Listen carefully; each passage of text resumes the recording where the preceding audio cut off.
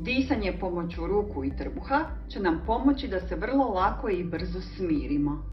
Preklopimo dlan preko dlana i stavimo ruke preko pupka.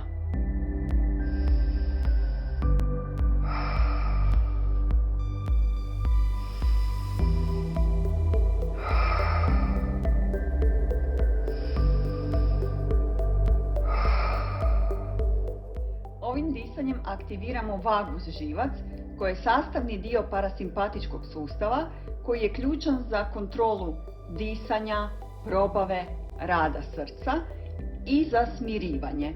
I na ovaj način mi stavljamo fokus na disanje, na naše ruke i na naš trbuh i puno lakše i brže se smirujemo i u najstresnijim situacijama.